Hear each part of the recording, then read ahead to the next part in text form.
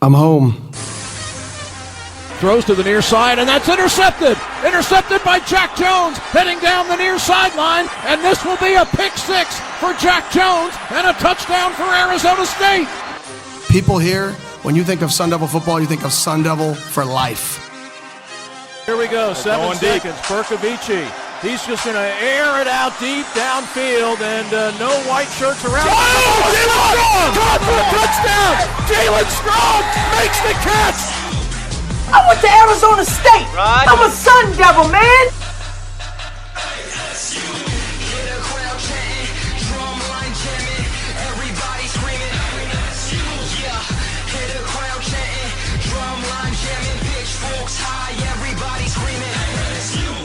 This is about the Valley. We need the Valley. If we get the Valley all in, the sky is the limit.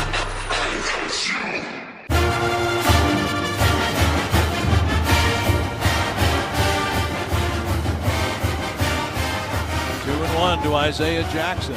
Brown kicks and delivers. Swung on. There's a fly ball deep to right field. Way back, way back. A walk-off grand slam home run for Isaiah Jackson. Oh my goodness. The Sun Devils rally and win it 11-7. Welcome to Speak of the Devils, the premier podcast for Sun Devil football. I'm Brad Denny with 3TV. And I'm Joe Healy with DevilsDigest.com. All right, Joe, spring football is behind us, but the action is continuing as the portal window is still open. It's also still open for men's basketball. Oh, yeah, and then it's just been one hell of a roller coaster week on the diamond for the Sun Devil baseball team. Yeah, man, these news cycles never stop spinning with the transfer portal because it seems like when one sport closes, another opens, and you got simultaneous things going on right now.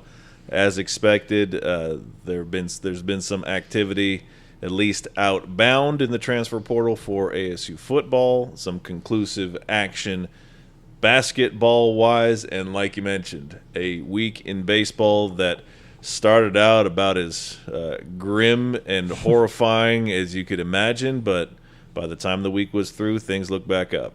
Yeah, so to recap all this madness in the portal and on the diamond, there's nobody else that we'd rather have here sitting with us to break it all down than Jack Loder, reporter for DevilsDigest.com. Jack, welcome back. It's good to be back. I don't know exactly where this puts me on the rankings. I don't think I'll ever come on your show and not discuss where I stand on the guest appearance rankings, by the way. But I'm coming after Cole and I'm coming after Herm. There you go. Those are two mortal great enemy. targets. I like to really because I think I forget what words I used about. I think I called you his arch nemesis. I'm really trying to push this like Cole Jack rivalry, a division between us. Yeah, I really want to make that happen. You know, it's the pro wrestling fan in me that sees a good storyline. You know, you gotta create the build up for some ultimate showdown. So I don't know what is do we have the appearance number? Is he going to push past Herm Edwards, or are they both going to catch Herm? The Herm one is obviously probably more attainable now that he's a bit stagnant on your show rankings. Herm's at 8. I think you're at the halfway point on Herm. Cole is at 9. This is my 5th, I believe. 5th? Yeah, if you count the phone call. I count every guest appearance. Every breath. Well, as long as you're on the show and you're contributing information, you're on the spreadsheet. So okay. All right. So we have a lot to break down. We're talking about what's going on, of course, with the football team. We'll also talk about another football team that's had one hell of a day.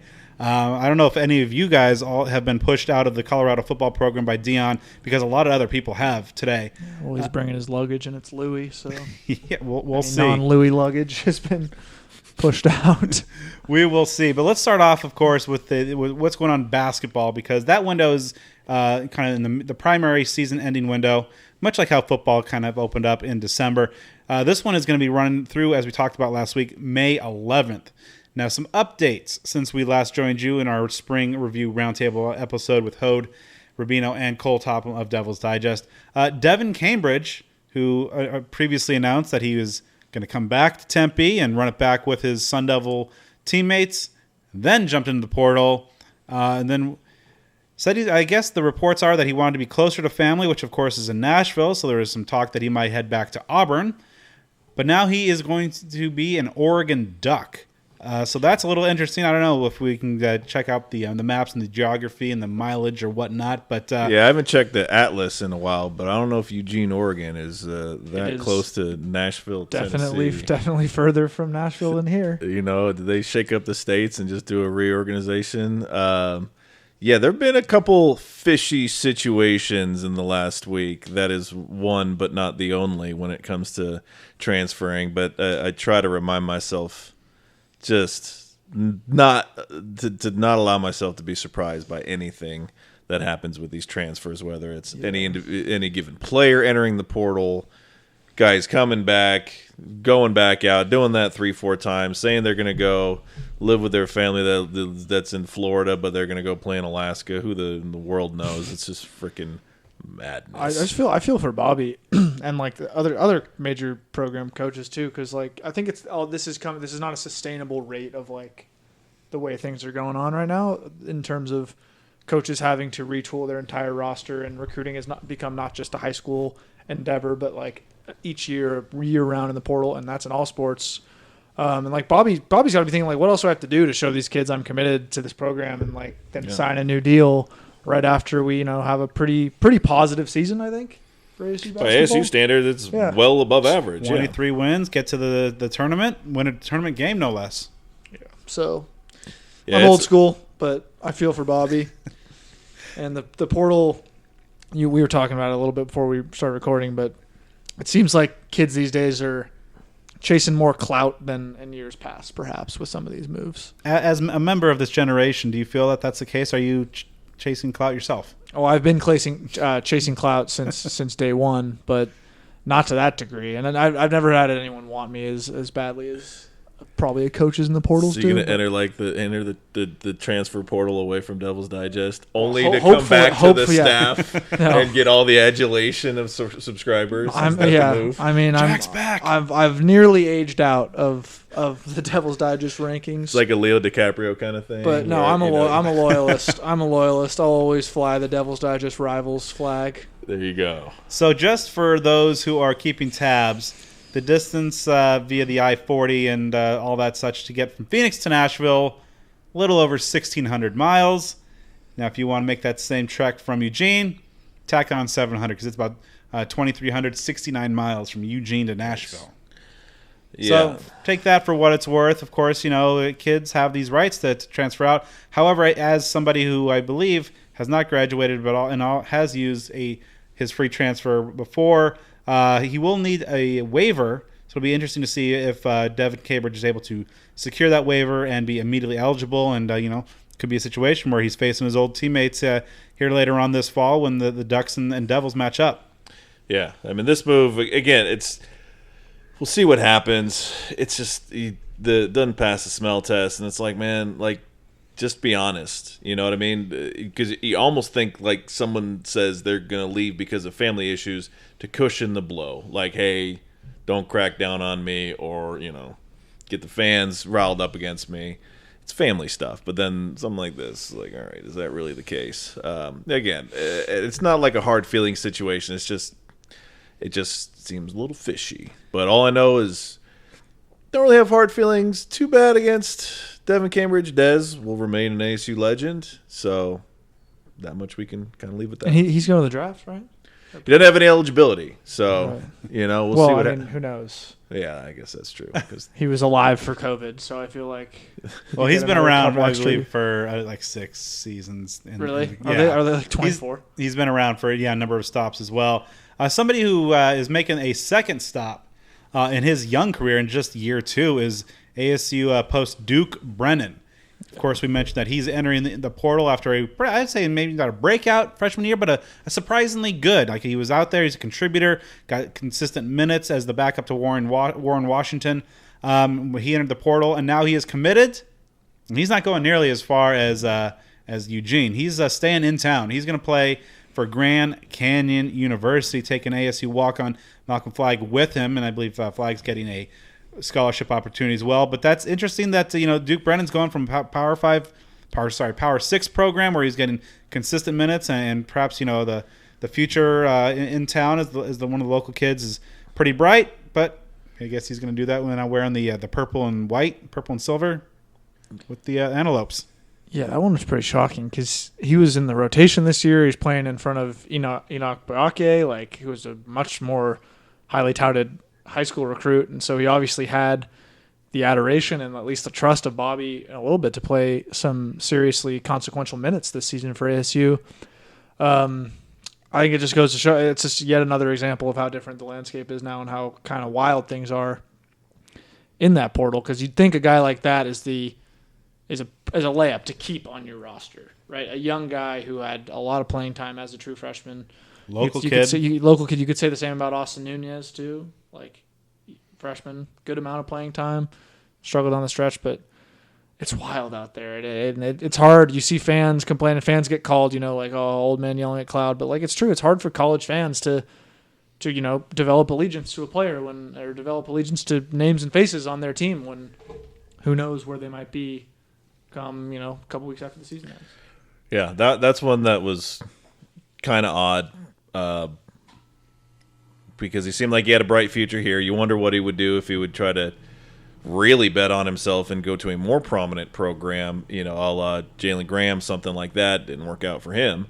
You guess going to GCU, it's a team that's obviously very competitive within their conference, and they've got a shot at being a tournament team just about every year, just because the conference is not too great that they play in, and we'll see what happens. It does have just a really unique element to it. I don't know all the details, so I can't elaborate too much on it. But you mentioned that teammate who I believe is granted a scholarship that was a walk-on at ASU, and was it a package deal? Just that one again, fishy. Has to be illegal.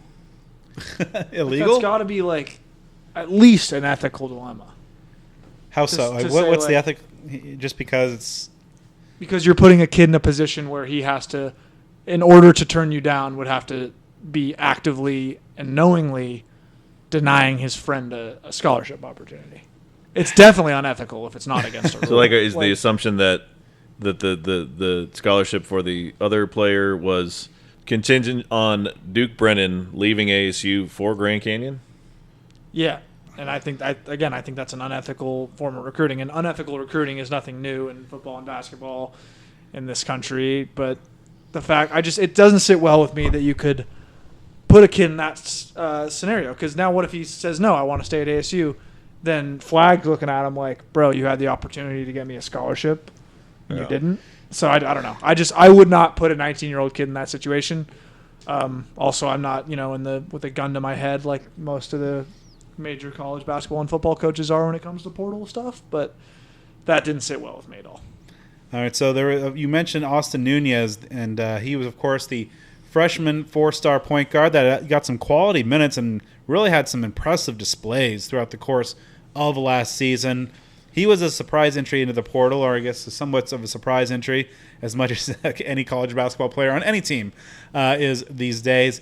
He made a commitment to Ole Miss. He's going to go play for Chris Beard down in the SEC, so that's a big hit to ASU's backcourt. As we talked about, they got some incoming guys that could help offset that loss, but another 4-star prospect in Nunez, who really was impressive during some stretches, especially I believe in the tournament early in the season.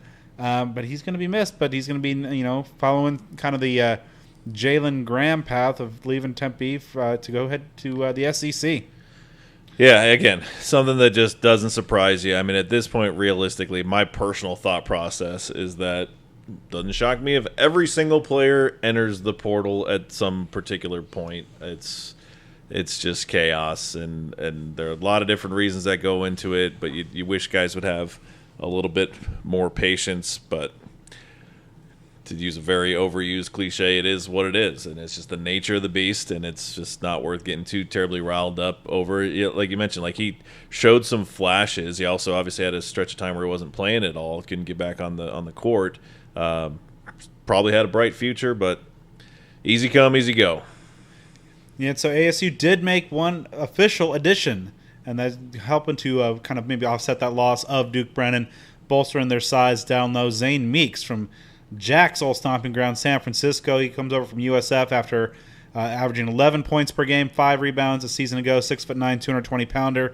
So some added depth behind Warren Washington, who presumably is returning to the squad. He did declare for the NBA draft, but as many do, did so while retaining his collegiate eligibility. So probably just testing the waters, much like point guard Frankie Collins is. So Zane Meeks is going to be heading to Tempe and hopefully given quite an impact. A little bit more. Obviously he's at a quality program at USF, but perhaps better than perhaps a sophomore version of Duke Brennan would have. And much like some of these other guys, including Warren Washington, he has Nevada background. He was on their roster for a bit. Different kind of player, so it's not like necessarily like a apples to apples type of deal with Brennan exiting and Meeks coming in. He can shoot the three. He's decent from the field, really good from the line, rebounds pretty well. A handful of double-doubles last year, double-digit score, as you mentioned. So that's something that if you're looking at it like a trade, you're losing potential and youth and 3 years of eligibility for someone who has proven it and can be a double-digit scorer at a solid team, but only has, I believe, 1 year. We're going to ask these questions because with COVID eligibility, there are probably guys that are playing 8-9 years. But again, solid pickup. Anytime you're bringing in a guy that has experience and double-digit scoring and some other aspects about his game that are appealing, I'll take it. He had a really good game against ASU in that bloodbath in San Francisco on a few days before Christmas this past season. We were actually recording a show, watching it here on the screen. It was brutal. We just waiting for that. It just to kind of eventually turn around, but no, that was just that was good old ass kicking. SF could not miss. It was unbelievable, and that was like I covered like 3 or 4 basketball games, and that was one because I was home in Marin, and so I just kind of got across the bridge and went to that game, and it was over by 10 minutes into the ball game. All right, so because of Zane Meeks. Zane Meeks. So hopefully he can start doing some of that magic for the Sun Devils rather than to the Sun Devils. All right, boys, let's talk Sun Devil football. In the transfer portal, this, of course, is the second window. This is just a shorter version of the one that happened a few months ago, right after the season.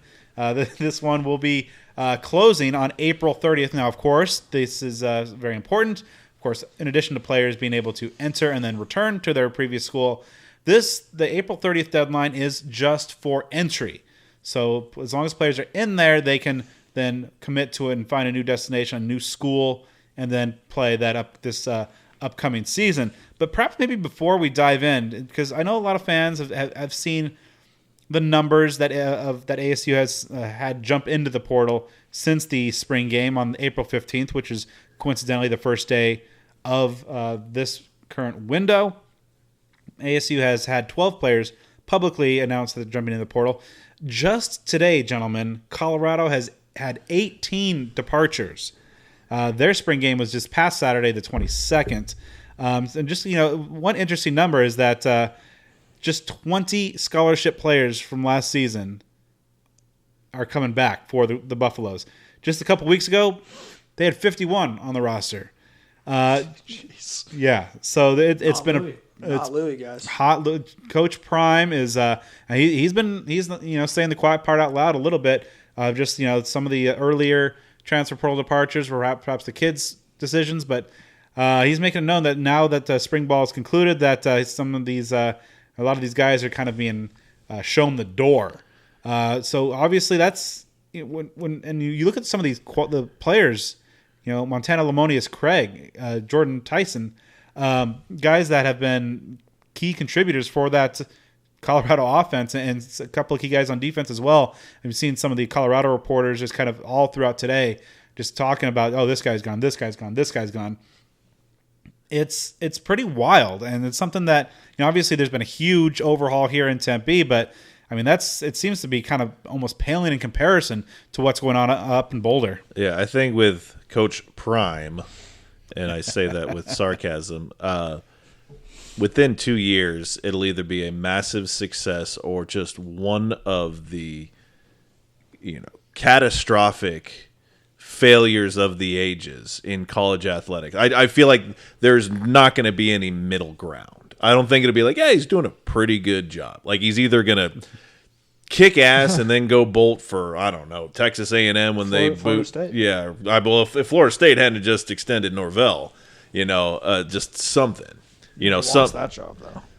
Again, A&M is one that strikes with me. If they keep screwing up and they get rid of Jimbo and put all the money in the world behind Deion Sanders, could be interesting. But no matter what, it's going to be a spectacle. It already is a spectacle, and it's a spectacle for numerous reasons here. Less than 6 months into his tenure, all these transfers and the positive news that he's gotten, the sellout crowd of paid attendance at the spring game.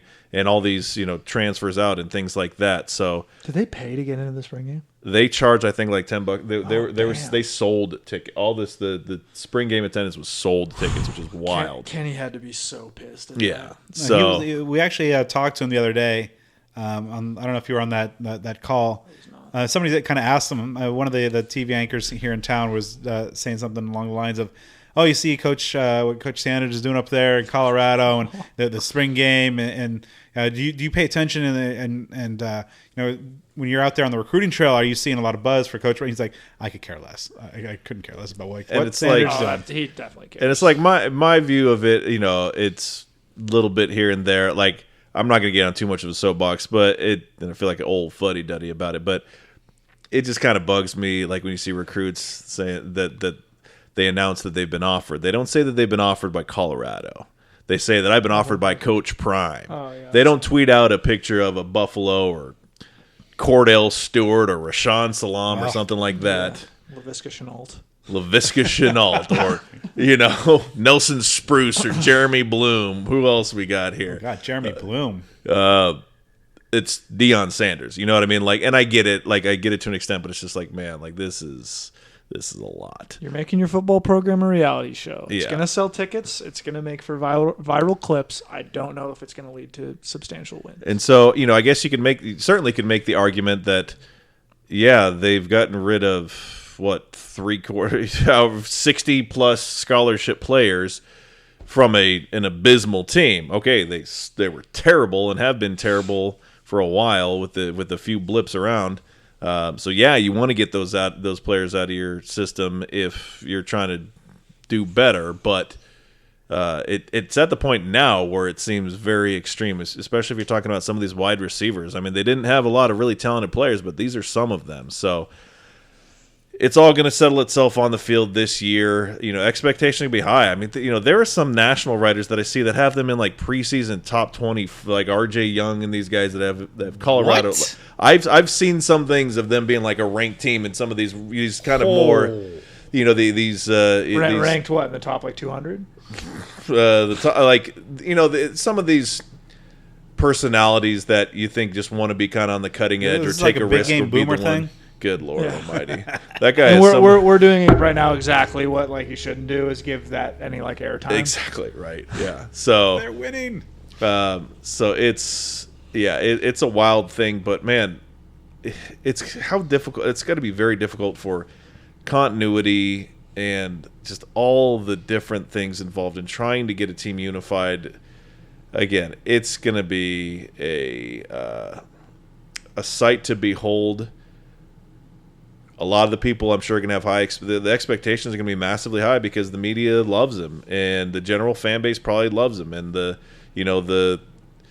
fans that are on different sides of the country that don't really give a crap about football on the West Coast might like it because it's flashy, but they go out and win 3 or 4 games, which is still tremendously possible, and then that's a stain. So, this whole mass exit of transfers is pretty wild, and you wonder if it's even going to kick up. Like, are they just going to hit a full-on reset and go 85 new scholarship players? Like, that may not be as surprising as you think. There's so here's some interesting, some more details. So just last year, Colorado's previous staff under Durrell brought in 32 new scholarship players. Currently, only 7 are left.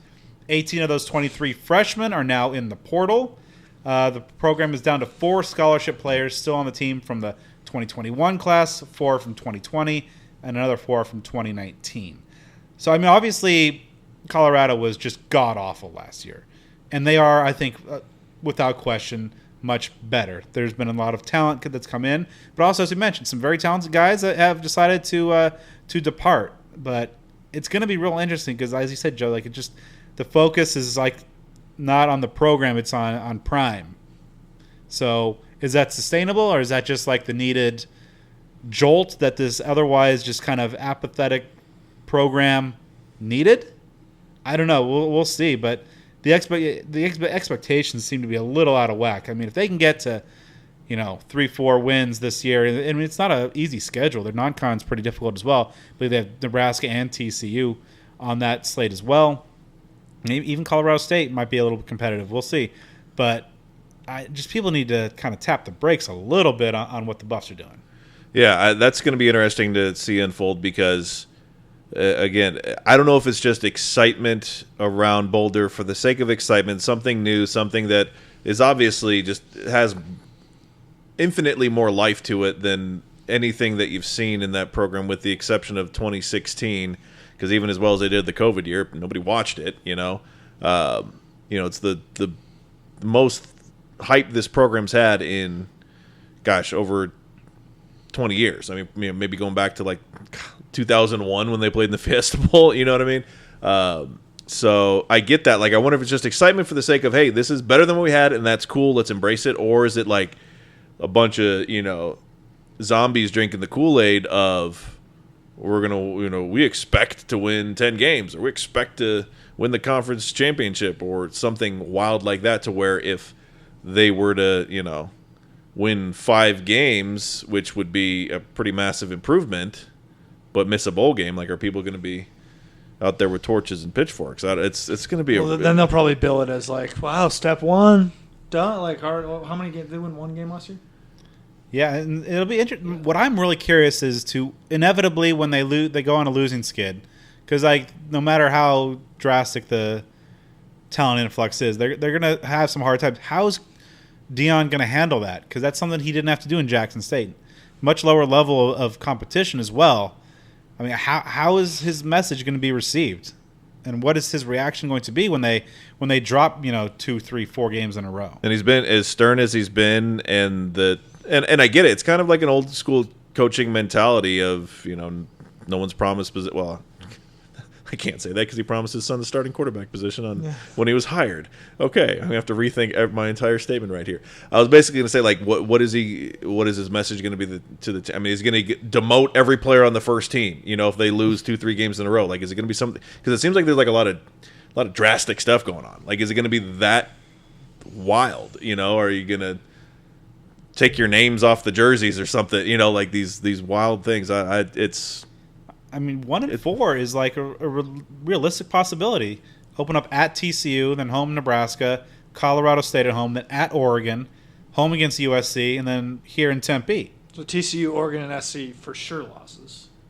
Yeah, and then ASU, I think, who is starting from and obviously a fellow overhaul. Kind of strip it down to the studs and rebuild, but they're starting from a much better position than I think the Colorado program is, regardless of whoever that coach is going to be. In Nebraska, with Rule, like, that's a proven coach who might be able to, So again, that's going to be a very interesting thing to monitor. Like I said, I think it's going to go one of 2 ways, because and that negative extreme could be them starting like 0-5, and it's just absolute chaos, and it just becomes like this Reddit account put to life of what's Dion doing today to badmouth his anybody that doesn't have the same last name as him. And you're gonna have Fowler and Herb Street like traveling to every game to call Colorado every Saturday night, and it's gonna be the 0-6 Buffs. It's gonna be permanent game day in the location of the Colorado game. Yeah.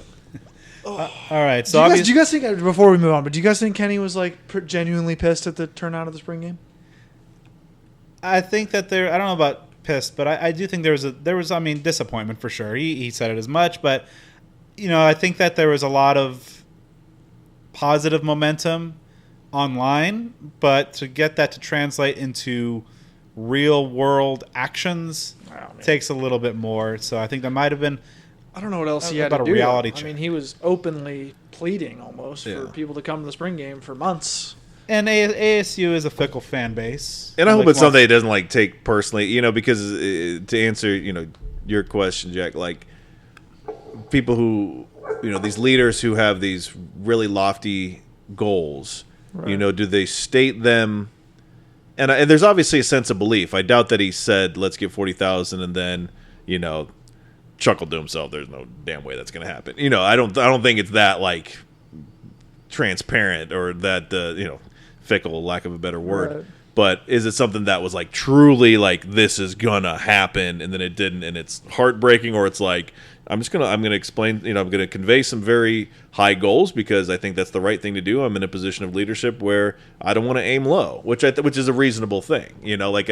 I kind of equated it. Might have said it last time on this that Todd Graham had some really lofty goals, but I got no problem with it. It's something that, what are you gonna do? You're gonna say in your opening press conference, I can't wait to take this team to the Sun Bowl, even if it's something that hasn't been done in a long time or ever, shoot for the stars. I got no problem with it.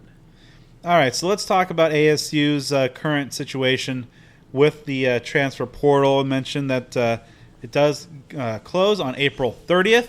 Now, kind of almost in comparison to the Colorado Buffaloes we discussed a little bit, not a whole lot of impact players and names that have jumped in as of yet. So let's play a little game here, gentlemen. Kind of using this in the previous window as well. Kind of going from a 0 to 10 impact in terms of this player's departure. 0 being absolutely no impact whatsoever. 10 being a program crippling departure. So go kind of run through these here. Defensive tackle Jalil Rivera-Harvey. Right 12. Now. All right, so Jack's already kind of out of the game now. No, stop. I'll be good. I'll be good. I mean, right now he's reported offers from the likes of Maine, Eastern Kentucky, Murray State, Abilene Christian, all the blue bloods, Georgia State. So again, I think this is a recurring theme. You'll see these are guys in their offers. They're kind of telling you what level perhaps these players might be best suited, and quite frankly, and it's not the Power 5 level, because I think Rivera-Harvey is a guy that the last staff had to bring in, and we talked about it last week, that kind of given everything, the turmoil surrounding the program, the uncertainty about the future of the coaching staff, that they had to reach on a lot of guys, just get people here that bringing in non-Power 5 talent. To me, I think overall, because interior defensive line was a concern heading into spring, and now we'll have 3 of these guys talking about play those defensive tackle spots. I'll bump it up a little bit, but I think at most this is a 1 or a 2. I think we did out of 5. Was it 5? I think so, because there's a wide range of 10. All right, so go. All right, so 1 through 5. I would make my 12 a 6. Yeah. Right. I'll go 1. If we're just doing whole numbers, I'll bump it up to a 2 just because of lack of depth, but That's really it. That's what I was going to say, just because it hurts the depth on the interior. Well, for me, that's why going to Robbie Harrison, who I think to me is the biggest name so far of these 14. I'd put him probably at a 3 because he had a tremendous amount of potential, maybe even a 3.5 or something. Obviously, last year just super strong but very raw, working with Coach Rob. But this year he really looked like a lot better in spring. But ultimately, guy like a true freshman CJ Fight came in and got the first team reps over him. Tristan Monday will also seen reps in the interior of the defensive line. But Robbie's probably has the best offer sheet so far of any of these portal departures. He's reporting offers from SMU, Memphis, UConn, Cincinnati, Indiana. So you got a couple Power 5 offers there. Georgia Southern, USF, Coastal, Louisiana as well. Robbie Harrison, I would put a 3 or 3.5. But then also Brandon McElroy, another defensive tackle, a guy who has only reported offer that I've seen is Samford. So following perhaps the Michael Eubank career path there. Obviously reverse Chris Edmonds. Oh, That's true. Look at That's that. true. See, I'm around. Is he the player to be named later in the Chris Edmonds deal? Yeah, he's cash considerations. So obviously, you have Rivera, Harvey, McElroy, and then Harrison, 3 defensive tackles in that group, a position group that's already pretty thin. But even still, I'd go like Rivera, Harvey like a 1, McElroy a 1, Harrison like a 3. I mean, nothing overly like sound the alarms yet. Yeah, I'd say Harrison a 3, and I'll just do 2 for McElroy as well. Same reasoning for him, and because to me there's just depth issues, so that just it would be a 1, but it's just bumped up 1 to where like there would have been a depth player for the sake of a depth player, but a 2 out of 5. I mean, that's still like a failing grade if you get 40% on a test. So that's something that just kind of a formality in that regard, but. I would say Harrison at 3 works for me. All right, so let's move on to a guy that I think is probably, in terms of impact, not going to rank too high because we'll talk about the kind of the competition in that room, but I think perhaps has the greatest, at least in my view, the greatest chance of finding future success. And that's quarterback Bennett Meredith. Now, obviously, you have like Trenton Bourguet, the presumed starter out of spring. The future of the program's Jaden Rashada. Drew Pine came in. We talked about last week that I thought Bennett Meredith had the second best spring of any of the quarterbacks, but he's got 4 years of eligibility ahead of him, and kind of saw those connected those dots. Wasn't hard to see that when they brought in a guy like Jaden Rashada that perhaps the long-term prospects of playing here aren't great. Perhaps he can parlay that strong spring into a good G5 or perhaps even another Power 5 opportunity because he was impressive. Showed a good live arm, surprising mobility. I mean, so obviously I think the impact is 1, but I think, in terms of the guys that I think, wouldn't be surprised to see, Bennett Meredith, first team all Sun Belt in a couple of years.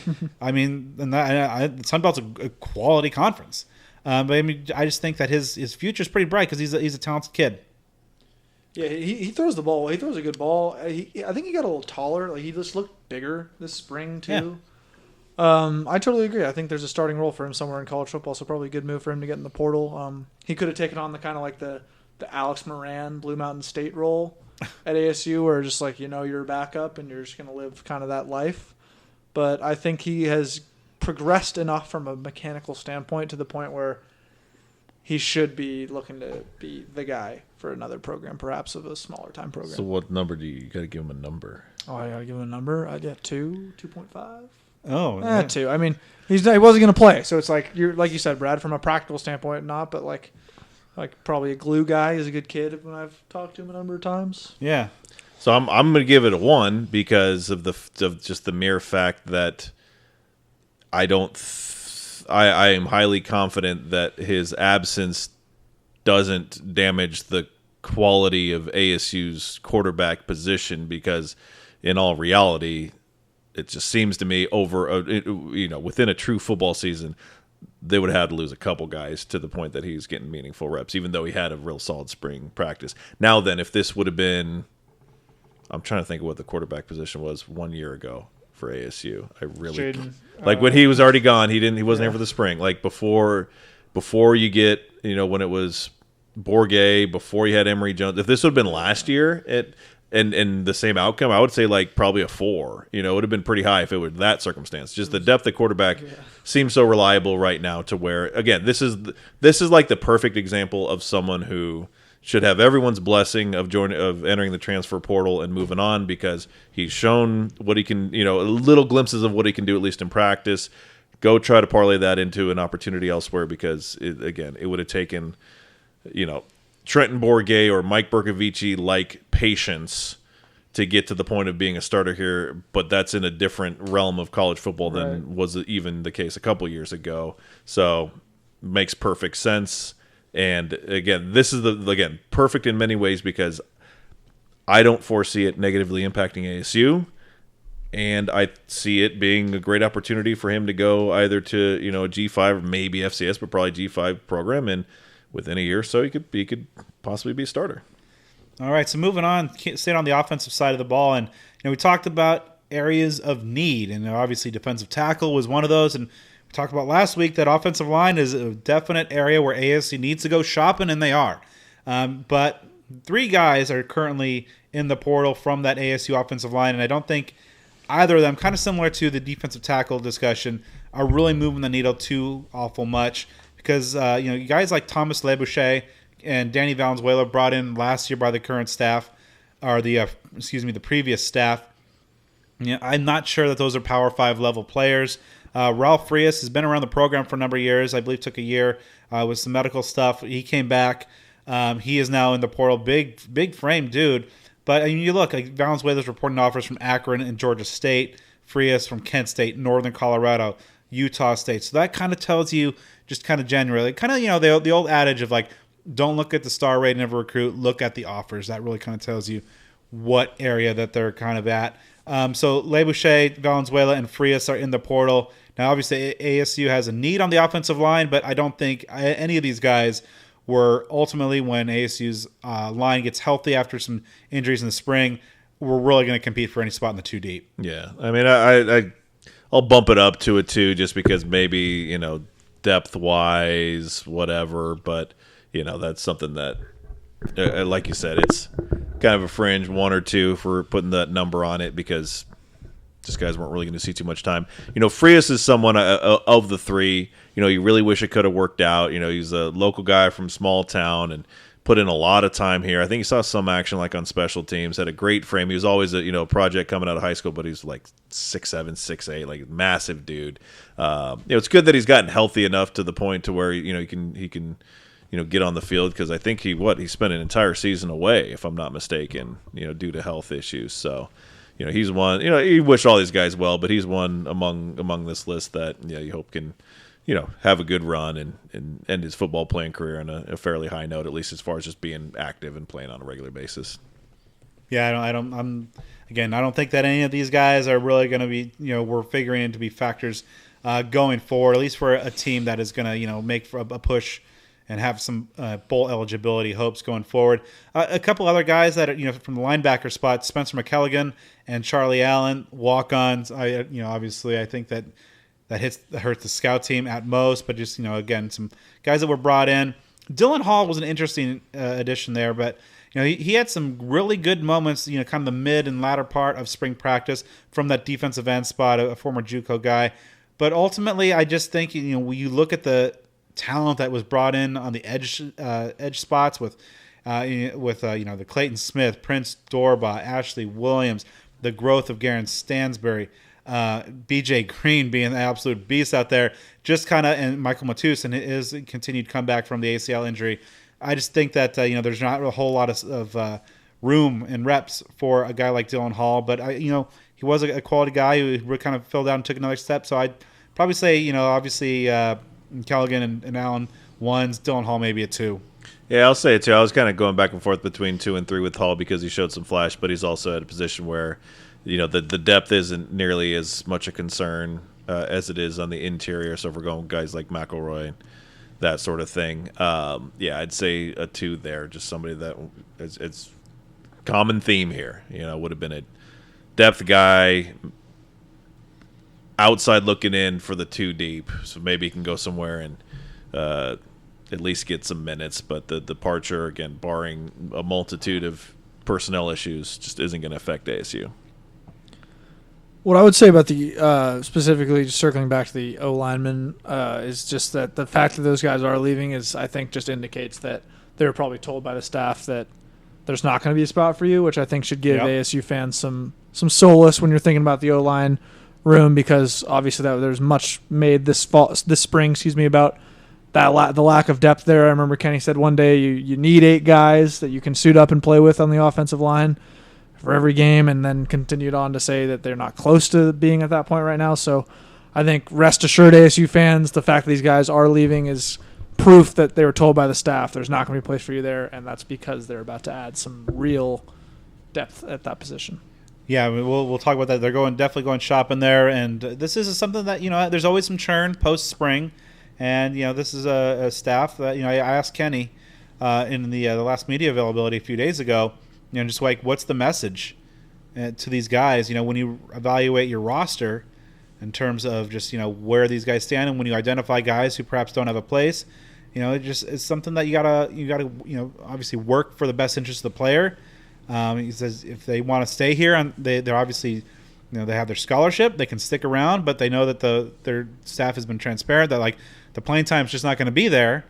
And he said as long as they're not a Debbie Downer and if they're willing to put in the work and to be around and be a good presence in the culture and the team, they can stick around. But obviously guys just want to play. I mean, they're football players, and so you can't fault them for that. And find the right fit at whatever level or whatever school.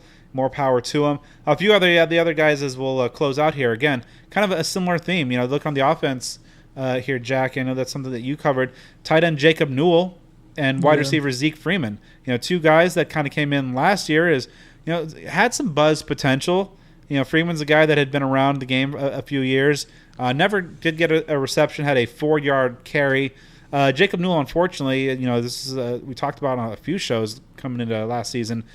The last staff really was excited about his potential. A very athletic, versatile tight end. Unfortunately, suffered a knee injury, missed all of last year, and then got hurt during spring again. But again, you look at that position group specifically, or those position groups, wide receiver is pretty loaded in terms of just the returning talent with Gio and a guy like Elijah Badger. Then you bring in a whole bunch of transfer additions there. At tight end, you bring everybody back. Bryce Pierre, is a good player, and he's the third tight end here because obviously you got Jalen Conyers and Messiah Swinson. So I don't know. I would have liked to see what Newell could do eventually because those three guys ahead of him are all probably in their last year in Tempe. Freeman, I don't know. So I'd say probably ones for those two. Yeah, I mean Newell couldn't stay on the field ever. Zeke Freeman, he had a toe issue that kept him out just like a number of weeks in the fall. He had some speed. Remember he almost caught like a 60-yard touchdown in one game. I forget which game it was, but that was the same game. And also and then Emory almost had Badger on that deep post as well. Right. I think that was the Utah game, maybe.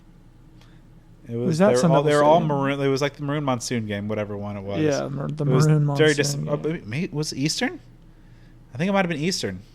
Eastern Michigan. I don't know. It wasn't Easter. I was like, Easter, Brad? What? Yeah.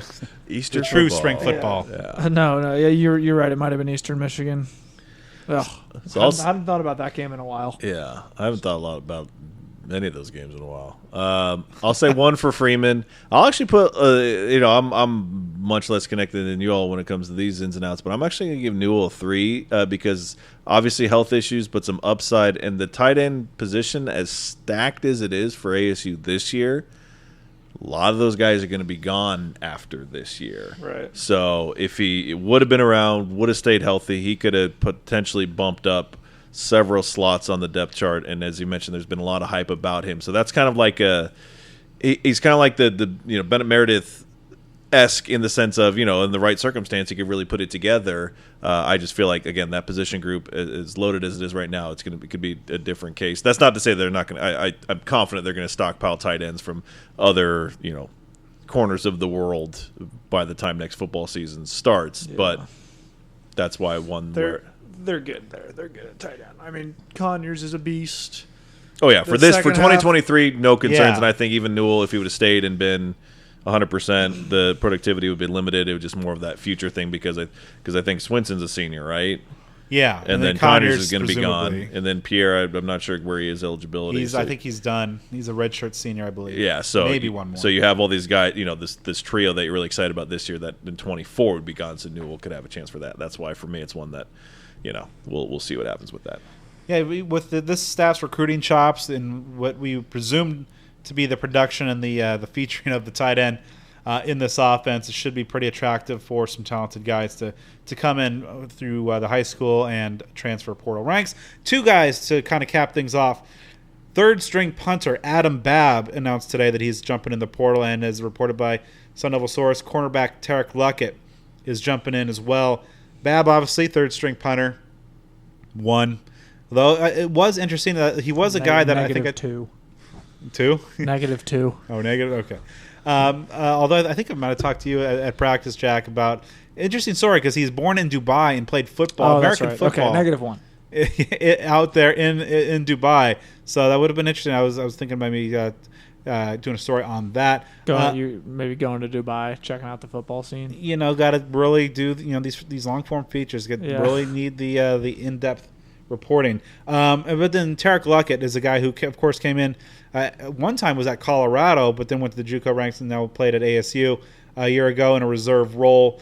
It did not look like he was about going to be able to kind of break into the top 4 in terms of the cornerback spot. You have Roe Torrance, Ed Woods, your returning starters. Mason Williams has looked really good. Isaiah Johnson, when healthy, he's still on the roster as well. A lot of young talent coming in the 2023 signing class as well. Luckett had some good practices in the spring, I thought, but overall just didn't think there's a place for him. So I think given the quality or the quantity of quality players in that secondary, I'll say Luckett maybe 2.5 in terms of the impact. I'll go with a 2. I'm only doing whole numbers. I'll do 2 for him, 1 for the punter.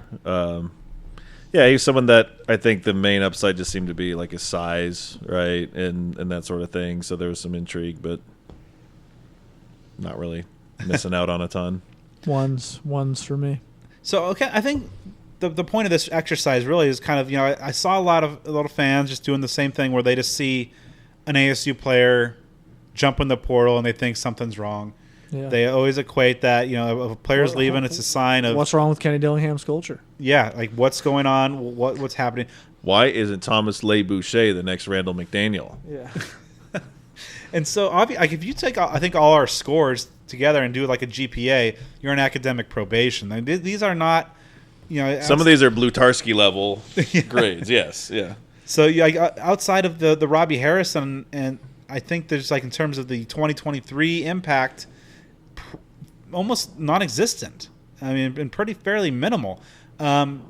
Generally speaking, that these are guys that are going to have a better opportunity to make an impact with some other program at a G5 level, or perhaps drop into the FCS, and wish all these guys the best in their careers going forward. But I just don't think that it's a situation where fans need to start freaking out, or as you mentioned, Jack.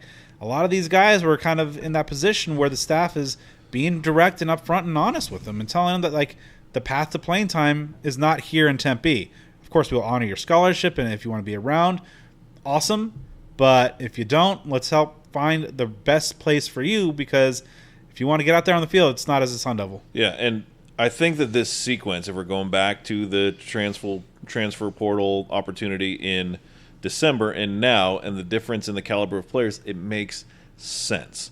In the winter time, that's when you have your Ladarius Hendersons, your Ben Scotts, et cetera, your starting caliber players who choose to go elsewhere. They do that so that they can enroll at the next school, go through spring ball. This cycle, it makes perfect sense for these caliber of players to be the ones that are on the way out, because they went through their first spring ball with a new coach, took a shot at it, see if they could just light the world on fire, maybe something would be different, and then the writing's on the wall. So this post-spring transfer opportunity really seems like it, for the most part, you should be actually happy when you have some of these kind of players working their way out of the system. I don't mean that in a disrespectful way, but it's just, okay, these were going to be your third, fourth string guys, in some cases maybe even worse. So it just kind of works itself out in that regard. And then ASU can go and, potentially upgrade. So you're really just kind of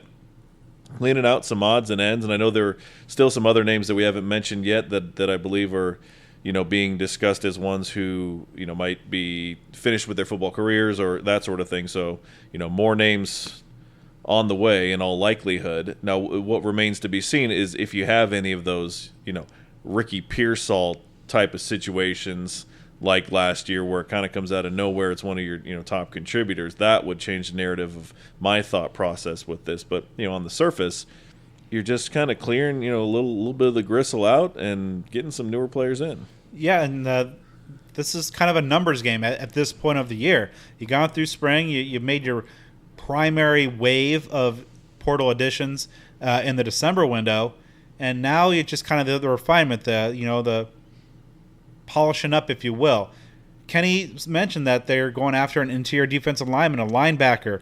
They need offensive linemen. They're also going after those as well. And also, as he said, maybe 1 or 2 wild cards, because you never know, because there's some surprise additions, and maybe in that Ricky Pearsall vein from other schools that you want to add. And they just, if you see a good player out there, you always want to upgrade your talent level. And so a lot of these guys are opening up some valuable scholarship spots on that 85 count. And the NCAA obviously waived that rule in terms of being able to allow schools to go beyond the 25 usual addition limit that had been in place for a number of years. And as Kenny talked about, had that rule not been suspended for this cycle, it could have been a situation where it taken ASU multiple years just to get back up to the 85. But thankfully, them and like other schools like Colorado are able to kind of fast track that as well. So, of course, there's going to be some additions, and I think this might be a good time to promote the membership in the huddle on devilsdigest.com, because if you are a member, you will know that ASU has addressed the defensive tackle and linebacker spots. All those names aren't public yet, so we won't be stealing those kids' thunder, respectively, until they make their announcement. But with some of these guys that we just talked about heading off to other spots, those scholarship opportunities open up, that the staff can continue their hard work and their months-long work to upgrade the overall talent level of the Sun Devil roster.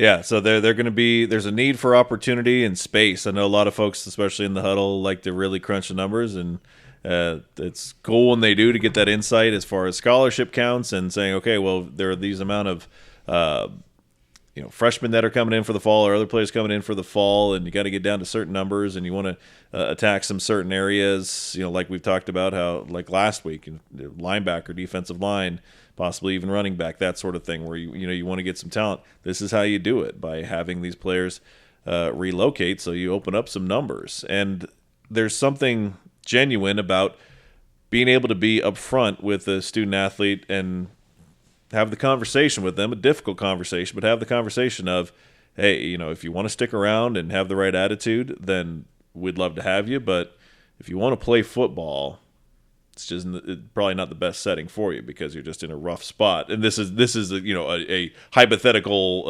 approach with when someone's third or fourth on the depth chart and they've got 1, maybe 2 years of eligibility left. So in the end, I think folks need to just continue. When I say folks, I mean, the fans, the folks on Twitter that go crazy when they see a transfer and think that it's the end of the world. Number one, be subjective about it. See who it is. If it's somebody, if it's your starting quarterback, starting running back, that's a different deal than if it's, your fifth string punter. And also understand it's the new normal. It's wackiness. It's college sports, and it's going to happen because it is happening everywhere. The reason we're recording tonight is in large part due to a text message I got from Jack Loder, just saying that I said I want to discuss all 14 of these guys who got in the portal. You had the foresight to know that there was going to be 14 people.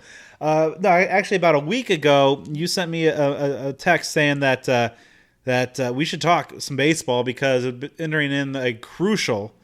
I don't know if you say most critical. You made it. This is like the going into this past week, I said these next 2 series, which versus Oregon State at home and then at Oregon, which is coming up this weekend, I think will be the toughest, because you get Stanford at home. Stanford's really good, but they've underachieved a bit, and you get UCLA at home at the end of the year. The Oregon schools look great. Oregon State had won 8 games in a row coming into Tempe, or 7 games in a row. They won their 8th straight on Friday night. ASU takes the next 2. And, folks, I think at this point it's been pretty well publicized about how well this team is doing, how if you're an ASU fan, you really need to be paying attention. But if you weren't on board before this weekend, you are now. And this team is so fun, so resilient. They have such a swagger that almost can't be explained, that it's like every time you come out to Phoenix Community this season, you think you're going to see some cool stuff. And it's like almost every game you do. When they lost on Friday night, it was their first loss at that ballpark since the 3rd game of that UC Irvine sweep on March 7th.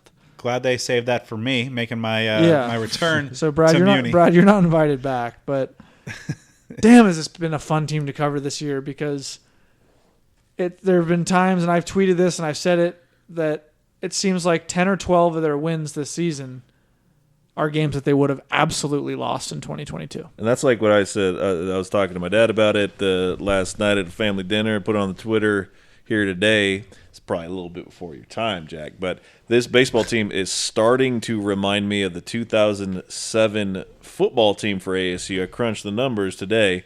So that 07 football team went 10-3, split the Pac-10 title with USC. Really great season, year one under Dennis Erickson. In 4 of their 10 wins, they were down double digits before they scored their first point. So they were coming back from 10-0, 14-0, even a 19-0 deficit to win ball games with regularity. Yeah. It just seemed like that team was not comfortable in a game unless they had their back up against a wall. And it worked. It's nail biting, agonizing stuff from a fan perspective, but it kind of worked for them. And it's almost like that's like what we saw most of this weekend, and even Friday in the loss, because they staged a pretty epic comeback. They were down 10 and lost by 2. Yeah, I mean, is that a thing, or do you think it's a coincidence? And how sustainable is that? It's not very sustainable. Yeah, That's the thing. I said to Willie, he walked into the media room on Sunday, and I said, the first thing I asked was, have you guys considered not going down by 5 runs? And he kind of chuckled and said, we had them right where we wanted them once we went down 5-0 today. But, from a practical standpoint, it's absolutely not sustainable. And if you're a pessimist, which a lot of ASU fans are. So if you're an ASU fan, then I should say for good reason. I think ASU fan, I'm kind of, I'm getting my feet wet in the ASU fan boat now here as just a recent post-grad. But so the boat's ASU, wet? ASU fans. Why is the boat wet? Is it sinking? Yeah, you said you get it's like feet a whale, wet in the it's boat. like a whaling ship. It takes on in the middle of the Pacific. It's it takes on a lot of waves. Like Pinocchio. You should be a Cronkite professor, Joe. You're gonna nitpick this. Let's friggin' go. I would take that class. Hell yeah. On a side note, but basically, ASU fans have been hurt repeatedly in all 3 major sports, and so I don't necessarily blame them for their pessimism. But if you are one of those pessimists and you're looking for hairs to split, you can find some pretty substantial hairs to split in that they're giving up runs. The starting pitching has been, for the most part, really good this year, but of late, just a little bit precarious. I mean, you have back-to-back really poor starts from your Friday starter, Ross Dunn. Yeah, we'll talk about his continued status on that job here in a minute. Yeah, and then you don't really have a trusted Sunday starter. It's been some Timmy Manning, some Jonah Giblin.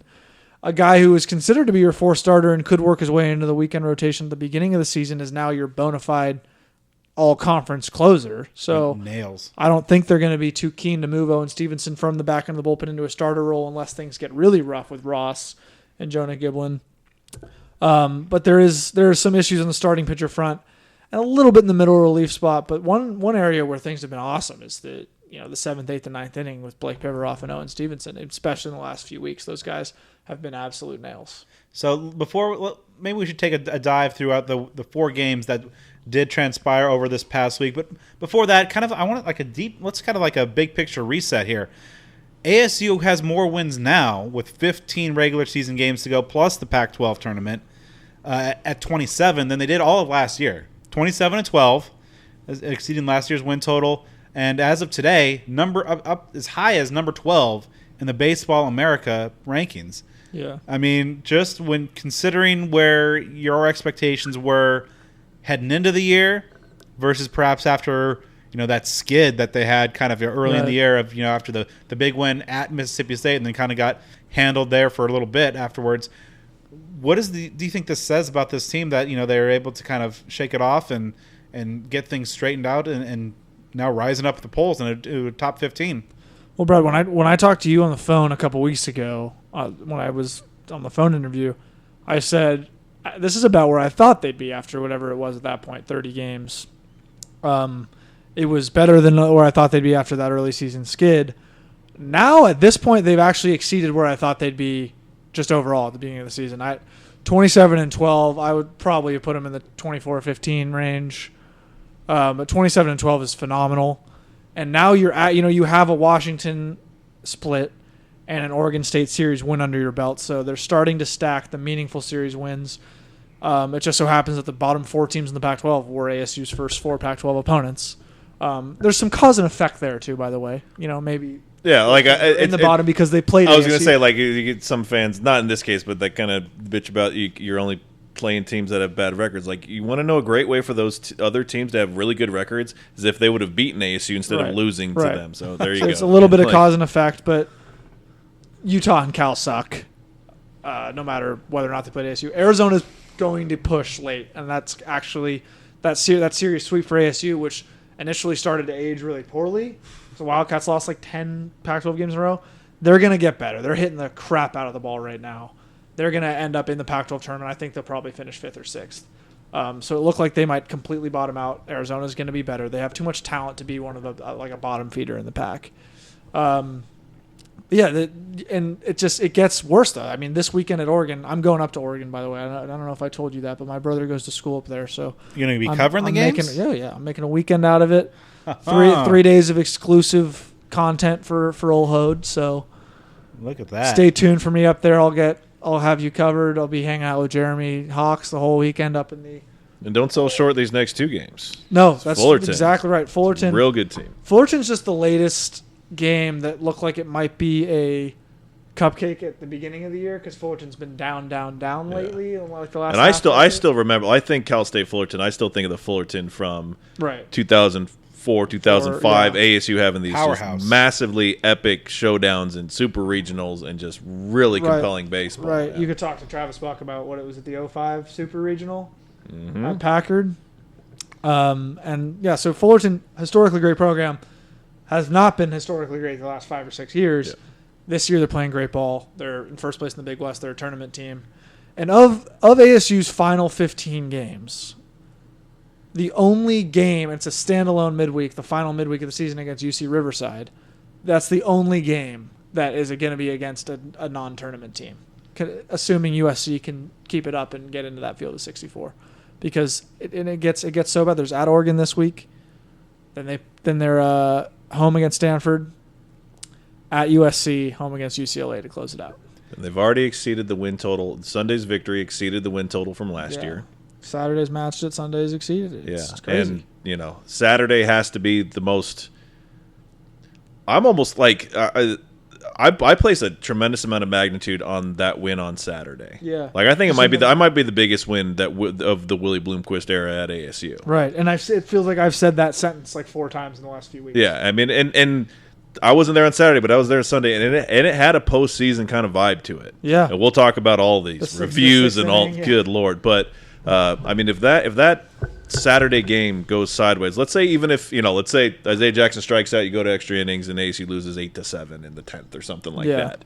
You lose the series, and then you don't have too much juice coming out on Sunday. Maybe you get a win, maybe you don't. But a lot of things could go, different directions. Oh, yeah. So that 100%. That Saturday game cannot emphasize enough how crucial that was. It feels like these guys just are never dead. And you play at Muni. We're getting into the hot season at Muni where the ball just flies. So I think that they really do think that any deficit is surmountable. But like I said, it's not sustainable. They got to start. How about getting a lead and having an easy one, boys? Yeah, let's talk about a lead or a deficit that was definitely not attainable. There is that. Let's kind of recap the week in order, and it started off with I was off the grid a little bit, so when I saw this score, I thought everybody had a typo or something. 20-0 loss at Arizona. The team down south. Why? ASU, of course, had already secured the season series with a 3-game sweep earlier, and it's a non-con. And it's a non-conference game, but it's one of those games that whichever school loses it, they're going to minimize the crap out of it. But 20-0. 20-0. How the hell did that happen, Jack? ASU sleptwalk into it. Timmy Manning had an awful start, and it just snowballed. I mean, when that type of game, when it was 8-0 in the third inning, I think ASU was kind of like, all right, this is not going to be our night. As comeback happy as they are, that just wasn't happening in Tucson last Wednesday. And credit to Arizona. I mean, they got embarrassed, frankly, a month ago up here. Was getting swept, and so they said, this is our rival. Let's kick ass. Let's get after it in this midweek. And they came to beat ASU, and they kicked the crap out of ASU. So that happens in sports. I know it pains Willie, and it's never fun to lose your rival and to get absolutely beaten by your rival. No matter how inconsequential the game may be, it's not fun. And so I was real curious as to like how this team would respond. And the early returns when they came home to host number 21 Oregon State were bad because they fell behind. Ultimately, by the deficit ran up to 10 before a late rally. But and this is something that you talked about earlier. Ross Dunn, been the Friday night starter all season long. He got shelled. I believe it was they put up a 6 spot like pretty quick or 6 runs. 6 runs in the first few innings, or 6 in the first, I believe. It was something, because they was like they were down maybe 5 in the first and 6 in the second batter of the game. Yeah.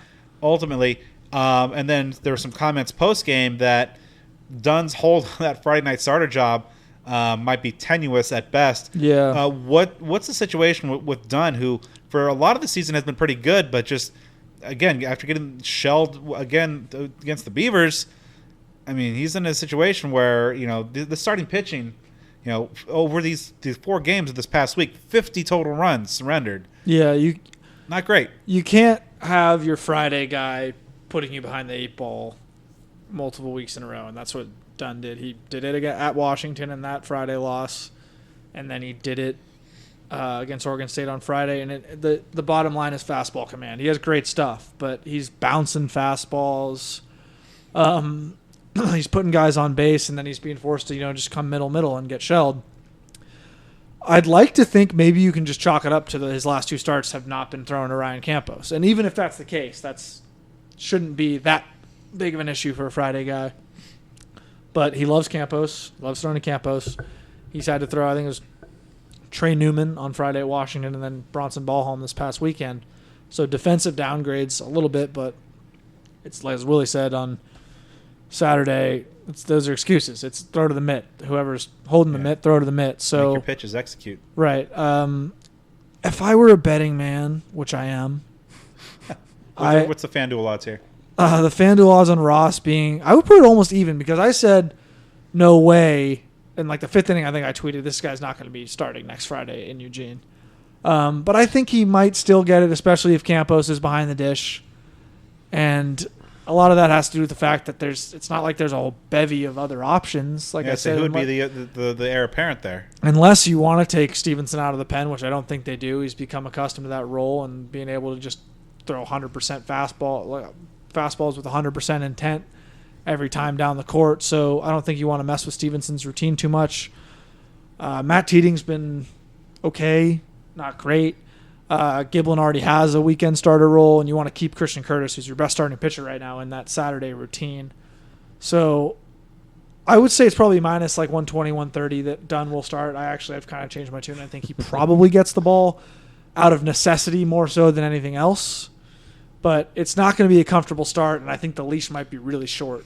I also keep your eye if he's not going to start Friday, Willie might give him the ball for one of these 2 games against Fullerton this week because his long bullpen would be a Tuesday anyway. So if he wants to take him out of that Friday role, I think he probably gets a nod for one of these midweek games. Now, component you mentioned with Dunn is Ryan Campos. Been out for a couple weeks now on something that initially was called, a day-to-day on an oblique. Yeah. It sounds inspiring that within the next couple weeks he should be back. What are you hearing about him? I think he's going to be back by Friday, and I think there's a chance he takes some at-bats in the next couple days. Willie said that he was actually close to being cleared for the Oregon State series, and they were giving him a live at-bat after the midweek in Arizona. And that he said he felt in the swing wasn't a setback, but just a reminder that this isn't quite gone yet. And I think I'm very okay with, and I think ASU fans should be very okay with them taking it extra cautious with Campos right now. Yeah. Especially the way the rest of the lineup's firing. It's not like you're desperate for another piece on offense. And you got to give a ton of credit to Bronson Bellum for especially the last couple games. And on Sunday he got banged up. Yeah, I don't know if it was the first inning, but very early in the game, and then OSU couldn't do much on his throws. OSU was running all over him because of that hand thing. But he was on base 7 times. He was able to get on base. Yeah. So he was on base 7 times this weekend for a guy that's been your 3rd string catcher, right? Really for the for him to be able to step up against a huge opponent, I mean, yeah, you got to give him all the credit in the world for third taking string on that spotlight. And now second string, on base 7 times. He's not going to be put the most fear in opposing pitchers' eyes, but at the same time, he's a hitter. Like he's here for a reason, and he's filled in admirably. And I think he attributed a lot of that to Campos. He's like, watching Ryan Campos and his craft will make any catcher better. So, and I was trying to figure out, like, would it have been Will Rogers, or like, because I was thinking Will Rogers because he's a catcher by trade. Yeah, I mean, when Bellum looked like he was banged up there early in the game, like, holy goodness. No, like, they would have gone to Trey. Yeah, I didn't know Newman's availability. He actually obviously came in, before the end of the game, but All right, so let's turn the page on a more positive note. After ASU, of course, was coming off that 20-0 shellacking, and then their rally on the season opener against Oregon State after falling down behind 10, fell through. Awful defense early on, though. I mean, Luke Hill had a rough day. I mean, I've been a fan of his all season long, but 3 errors for him, 5 total errors. And it could have been more because there was a pop-up that dropped that didn't hit anyone, so it was a hit. But like they had defensive miscues you could argue were like 7 or 8. But yeah, rough night for Luke Hill. Yeah, and which thankfully he's been able to contribute with his bat. Even though the glove might be scuffling a little bit, but Isaiah Jackson, the hero, 2 bombs, including, as you guys heard on the show open, a grand slam, a walk-off grand slam to secure ASU's 11-7 victory. What really kind of popped out to you about this comeback win, this dramatic win, and this much-needed win? That, and Joe was mentioning it too earlier, like that kind of win, the one on Saturday, just given the nature of how it ended, the different taste that this entire week would have at ASU lost this series. It's already, obviously going to be a top 5 moment of the season just because it's a walk-off grand slam, but I think the importance of it transcends just the practicality of the moment. Like, this was a must-win game, you could argue, for ASU if they want to host a regional, which we'll get into in a minute here, but Isaiah Jackson having that swing, especially considering the struggles he had earlier in the year, and like making it the moment for him, the moment for the team, the moment for Willie. Saturday meant a whole lot more than just a cool comeback. Yeah, I mean, it was huge, and that thing was obliterated. I didn't make it out to the game, so I was watching some of the videos from media folks, like the first things that I saw pop on Twitter, and that ball just went into the freaking moon. Like, it was a thing of absolute beauty, like unreal, and it's a great player to have that moment. A highly touted freshman who has shown a lot of flash, and the potential's through the roof. Hot and cold with the bat, but I mean that was massive, and just the difference because this baseball team has kind of mimicked the basketball team a little bit to where, you think about the basketball season where it started off hot and then you go down and then you have a hot run and then you go cold and then you make a run at the end of the season, the postseason. This baseball team has had a little roller coaster as well, but that win, I think, really reversed the potential damage of things really getting dicey at a difficult time. Because like we said, I mean, just a lot of challenging teams up ahead on the schedule. Now, thankfully, many of those series are at home. But to be able to get that series win, a spoiler alert, we haven't gotten to Sunday yet, but I think y'all know that ASU won the series. They went down 5-0, so obviously that's just an easy win for ASU. But that was something that, sometimes it just takes a relatively small spark to really get things moving in a very, very good direction. And obviously this is already a nationally ranked team, but they're proving that wasn't and isn't a fluke. Kind of like what we saw with basketball, that game against San Francisco. Right. ASU was ranked. So really can't overstate how crucial that Saturday win was, and that could be something that we'll see if it's a launching pad for this team to be, a real deal nationally ranked team, possibly getting into the super regional level of expectation or better. Right, and people have said, and I've been of this opinion too, is that the path for them to host a regional is 100% there. I don't think it'll happen. I'm honestly, genuinely starting to think it could happen because of what this team shows me day in and day out. Now, the recipe for success in college baseball, especially in when you get into June, is pitching, like pretty much all levels of baseball really, is having pitching down the stretch that you can rely on because the bats will slump and you're going to run into frontline future big league starting pitchers. But the way this team swings the bat, and I think the talent they have on the mound, ASU is good enough to be hot enough to go to Omaha, if that makes sense. Right. Like, this team is absolutely good enough to be playing.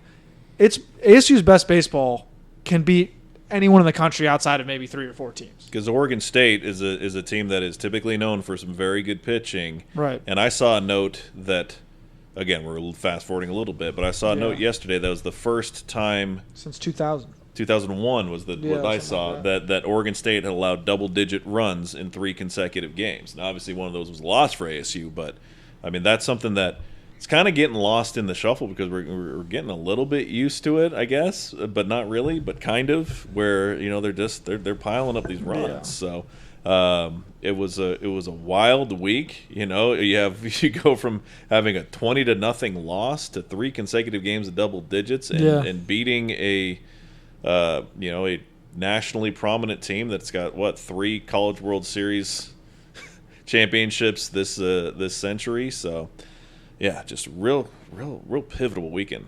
Yeah. Let's talk about the capper on Sunday. You mentioned, Jack, they went down 5 runs to Oregon State in the Sunday game, but battled back, continued to battle back, and Owen Stevenson, you sung his praise already as his work as the closer, but they brought him in the 7th and did some outstanding work through 2 innings there to help stabilize things, and ultimately ASU was able to emerge with that 12-10 win. Yeah, Willie kind of did the reverse back end of the bullpen because on Saturday it was Pivaroff getting 6 outs, and on Sunday it was Stevenson who came in the 7th and got the 7th and 8th, while Pivaroff took care of the 9th. They're a little thin in the depth back there. I mean, Jesse Wainscott, who was the 6th, 7th inning guy of this, we talk about, the lily pad kind of path to the 9th inning. They're really starting to come together with Wainscott, Pivaroff, Stevenson, and Jesse Wainscott took an unfortunate fall off a bird scooter about 10 days ago. Broke his collarbone. He's out for the year. Just a lesson out there, kids, during the season. Stay away from the bird scooters. I feel bad for Jesse, though. I mean, he was a good story as well, but ASU will be without his services. But again, another 5-run deficit. Jonah Giblin gave up a 3-run homer in the first inning. The ball was flying out of me. There were probably like 12, 15 combined homers in this series. God, the stuff that Keishel was hitting was just flying. And I mean, that guy's, you talk about this team having some swagger. I mean, he's a guy that's almost every single time he hits the ball, he's getting warnings from the ups. I mean, which is so interesting because that's not at all who he was billed to be. And I was with him all summer in Cape Cod. He was on the Cape Cod team I was covering. Yeah. And he was he did a bomb and run around the bases, head down, high fives, nothing else. And I think he's kind of taken on the personality of some other guys on the team. And hey, the games are more meaningful. I like it. I'm here for it. Even Willie softened on that a bit too. Willie used to hate bat. Last year he'd always say we gotta cut down on the antics and stuff. But I think it's kind of, the game's evolved enough where Willie, even an old school guy like Willie, is saying, all right, flip the bat. And if you're winning, it helps too. So. And maybe chill on the height. He still got a warning on Sunday because his bat flip was too high. So maybe chill on the height, Luke. Maybe a little pimp job. I saw your tweet today. I thought he was going to get booted. Kind of alluding to that. Yeah, I thought he was going to get booted. Like I thought he was going to get tossed. That would have been a classic show moment. But yeah. Now on that topic, I'm sure we're going to get to it because we're talking about some of the Let's get through the review stuff quick because I want to talk about the ASU's path to hosting, which is very okay. real. Let's talk about that 6th inning. Yeah. Where there were multiple reviews on reviews on reviews. Just walk us through that. So Wyatt Crenshaw's on third base. There's 1 out. And ASU's down, I think, 10-7. Or 10-8. Yeah, because it was 10-8 because his run would have made it 10-9. Infield's in for Oregon State. Very important detail. Yes. Sharp grounder off the bat of Kean Vu. Goes to the shortstop. Shortstop fields it, makes a quick throw home. Throw has Crenshaw beat by a little bit, but not by a ton. He slides in head first. Was it feet first? I don't think it was head first. No, yeah, I think it was feet first. I wouldn't put a lot on it. Like 55-45. Yeah. It was like I think it was feet first because McLean slid later in the inning. Yeah. It was feet first because he went around and he had to get it with his hand. Okay, so he slides in feet first and is called out on the field. Fine, bang, bang play. Probably is out if you look at the play without like any blocking the play that rules. part of it wasn't really shocking. Right, so Willie comes out, challenges it. They go to review, and it looks like the review is that Arizona State's contention is that the catcher blocked the plate. And he did. So it's a pretty long review. It's a pretty long review. They come out, call him safe. Woohoo, everything, all this and that. And Mitch Canham, the Oregon State head coach, comes out of the dugout. And Willie comes out of the dugout, and it's like 2 umps are with each coach. It was like a delegation thing. And then they go back under review. And I actually asked, the video review guy sits in the middle of the press box with us. Not blocked off or anything. You can look at the screen he's looking at. I don't know if I'm supposed to be talking to this guy, but I say to him, I said, what are they looking at right now? Or what happened there? Because they came out of review and called Crenshaw out. And I said, what happened there? And the video review guy said to me, they took off obstruction. I don't know why they did that. That was weird. And I was like, oh, geez. Okay, well, if you weren't supposed to tell me that, I'm tweeting that, pal. the replay review guy just said, I don't know why they did that. That was weird. And so Crenshaw ended up being called out. And luckily, Nick McLean, in all his glory, hits a 2-run game-tying double in the next at-bat. But it was weird, and it looked like at the time, if this costs ASU the ball game, that's going to hurt.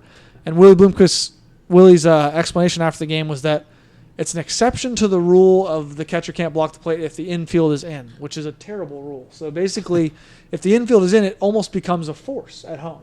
Because the catcher can essentially just squat right in front of the dish, give the runner no path, and there's no rule against him blocking the plate. So, and now what's, as bad as that rule is, the worst look, and this is, the damn Pac-12, and just a great example of its incompetence Pac-12 tweets. Is the fact that this call was overturned because one of the head coaches pointed out to an umpire, what the rule is. Yeah.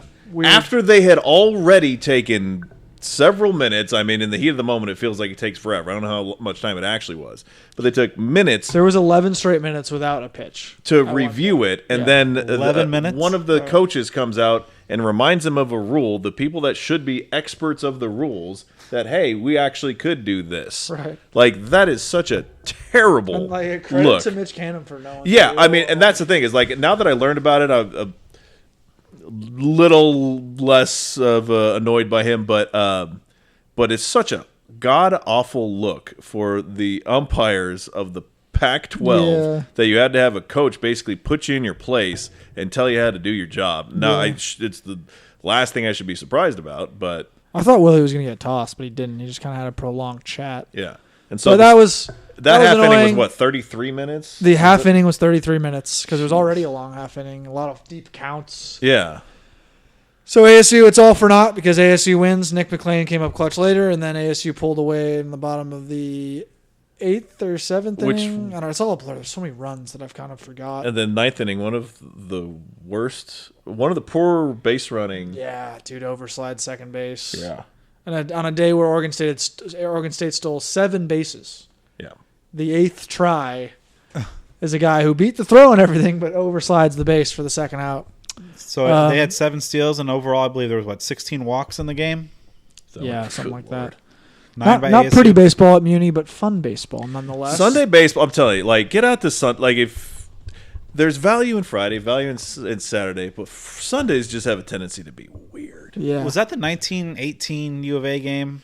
Years ago? That one game that I swear to you was something like a 4 or 5 hour game. That I remember, I love the guy to begin with, and I'll always respect him. He's a great dude. But Danny Gonzalez got some straight up street cred G points with me because I stayed that whole game, and he stayed that whole game with his family. And I swear that game didn't get out until something like 5 p.m. I'm not exaggerating. That was until Friday. That was the last game I was at until 2019, and I think it was like 17-15 or something. Like there were 30 to 35 combined runs. It was just a chaos. But yeah, Sunday baseball can be kind of weird. But weird can be good, and that was an example. But it was a cool environment. It was probably certainly the first like warm day game that I think ASU's had this year. A lot of the crowd was funneled up toward like the top, seats where there's some shade cover there, but it got to the point where just kind of, to me, it almost had like a little bit of a postseason atmosphere. Oregon State always travels well here. Yeah, a lot of Beaver fans. Yeah, they want to get down to the desert. That's always the case here, and I just it's such audacity that people from other schools will go to games that aren't at their home stadium. Like, they're not welcome. So, and that's help the bottom line attendance wise, right? And that's a program that to their credit, it would be great to be like on the grand scheme of things. Right, it's the best sport at that school too. So they carry a lot of weight. Multiple 3 championships this century. 06, 07, and 18. Yeah, so that's a big deal to beat them. To take a series from them, and I just think that's something that could be a launching pad for this team. Not that they were like held up in mediocrity or anything like that. Obviously, a nationally ranked team, a lot of success. Haven't lost the conference series, this year yet. So now they have some positivity, and there's there's a path. Transitioning, there's a path to ASU hosting. So let's get into that. So they got 15 games remaining, I believe. Do you think that is there any chance that they make up the canceled Washington game? I don't think they will because the logistics are so hard. They're definitely not going to go back up to the Pacific Northwest. Right. One, it's hard to book a flight for 40 people. Yeah. Two, I don't think Jeremy Hawks was telling me that every year some Pacific Northwest games get rained out.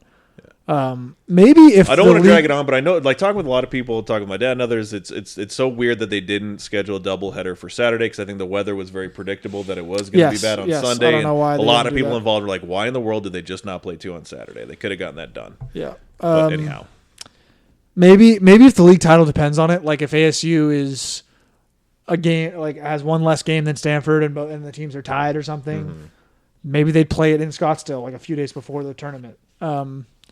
But I don't know. I don't know if either coach would be super down for that anyway. Although the importance of the regular season title is a bit diminished because of the tournament title. But man, ASU's still going for that because that would be what a statement that would be in Willie Bloomquist's second year if they take home the regular season title. Which now that there's a conference tourney, like I just mentioned, it's a little bit diminished, but I think it's still the one that carries more respect among the coaches, and it's more impressive. It proves longevity.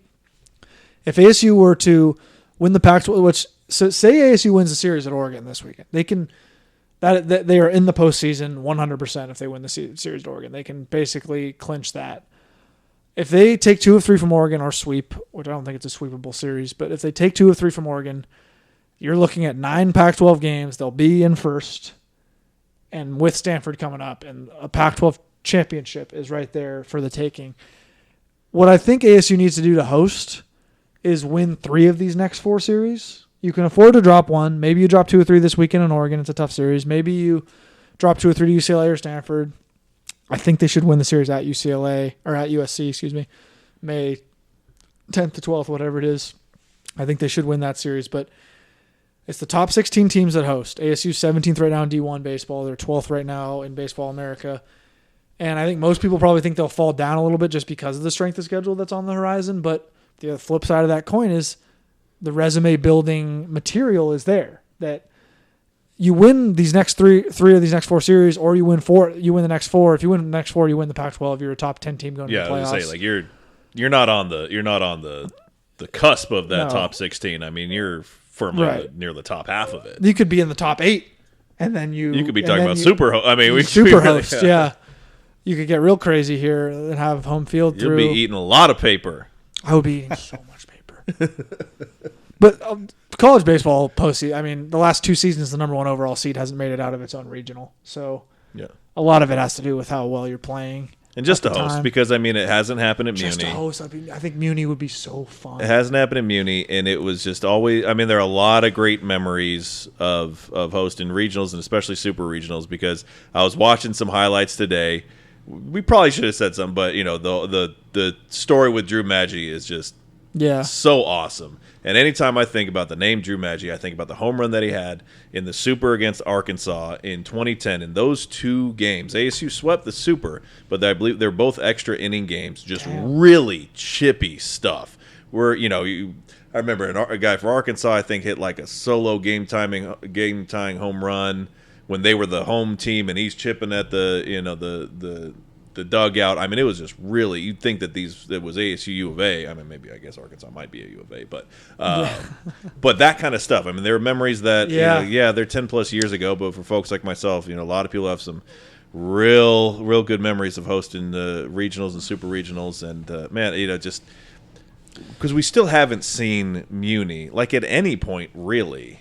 In the full capacity of what it can be for big time. If there is a regional, it would be full.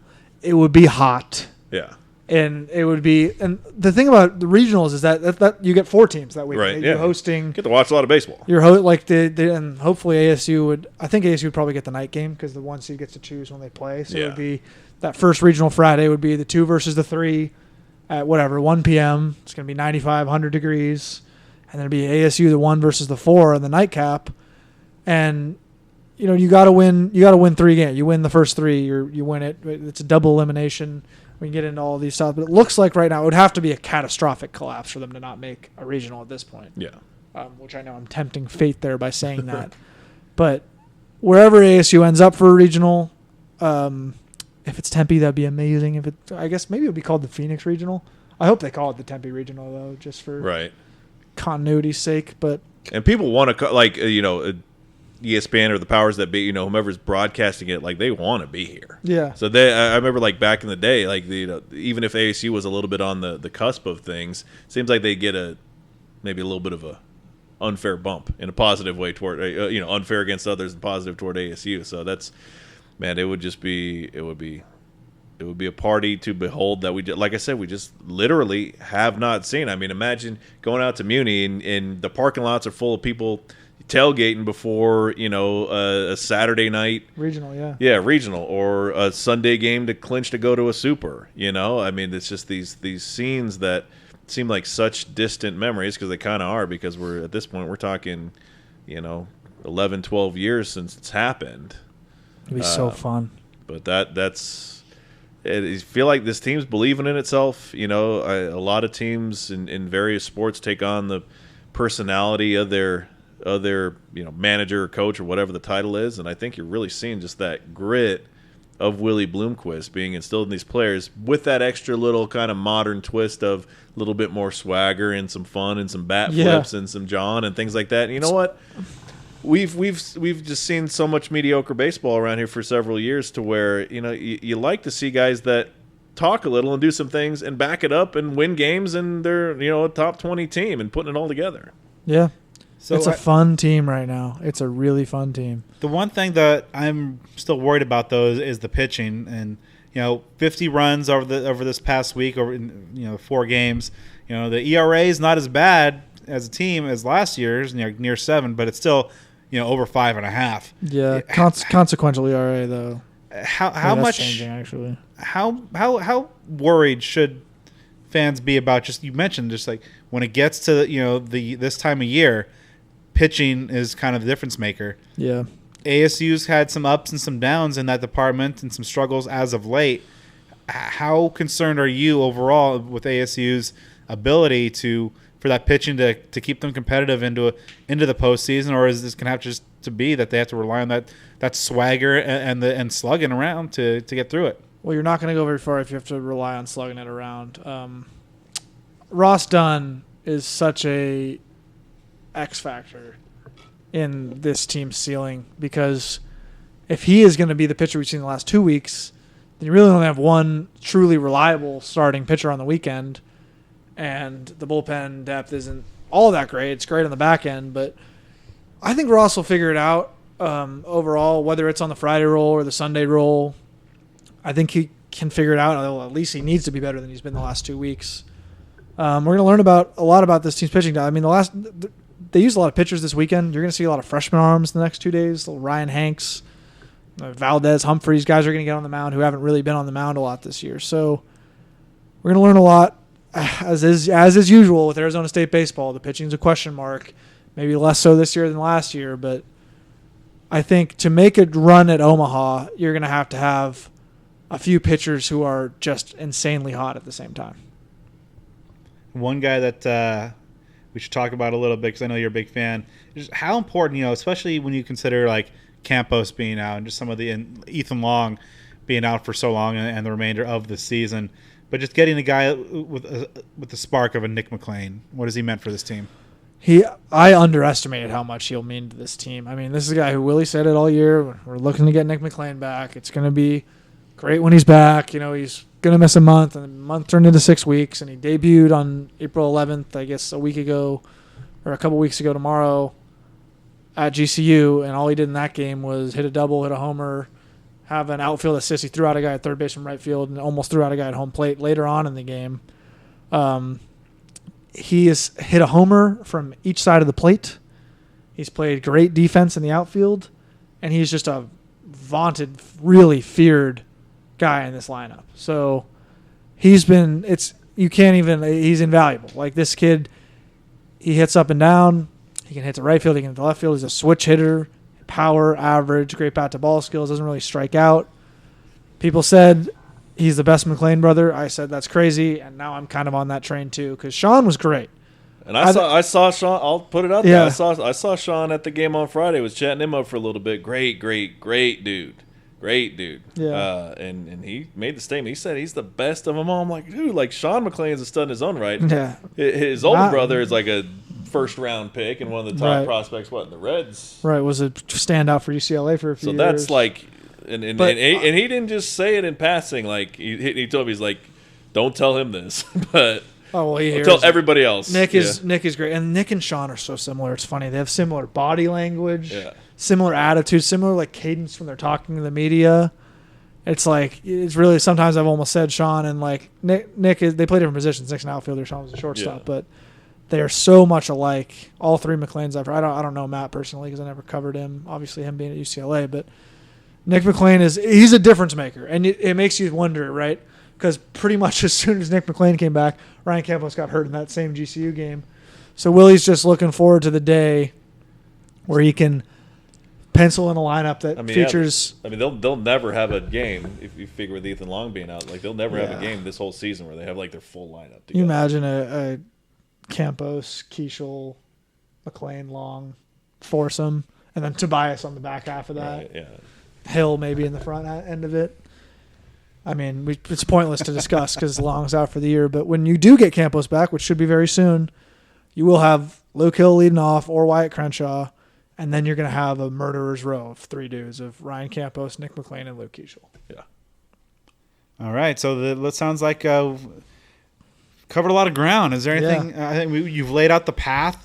The path. I don't know if I have anything else to say. Let's play some ball. Let's hope this team. I mean, want we put you on record? You want to fire away a prediction?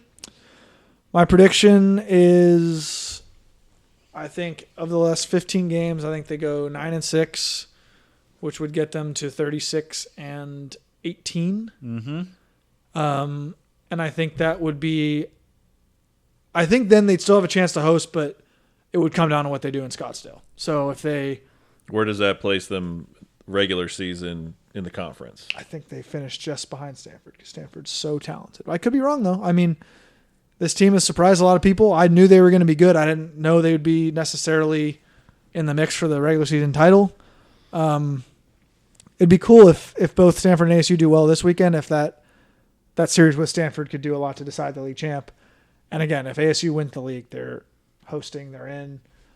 They could, if they go 9-6, like I'm predicting the rest of the way, I think that would put them on the 2 seed line with a chance to crack that top 16 if they go to the title game or win the Pac-12 championship tournament. My statement is just like it's always been. I mean, folks, get out there, watch this team, support. And now it's like, because in the past I've said get out there, it's more from a support level, like help build the foundation to get things back on the solid ground. You've got a nationally ranked team. You got a team that is in sole possession right now of first place in the conference that is going to be playing every single series from here on out is important, but not only is it important, I mean you're playing teams that are right there neck and neck with you, that if you want to create separation, this is how you do it. So and as we talked about, it's an exciting team to watch, sometimes a frustrating, maddening team to watch, but you put together a game like yesterday where just all the chaos that happened in the frustration of the first handful of innings,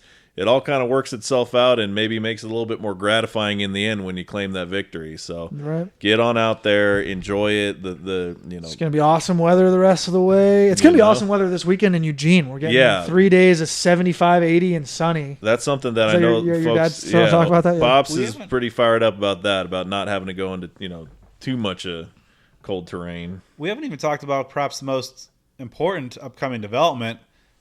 Tuesday when they host Fullerton.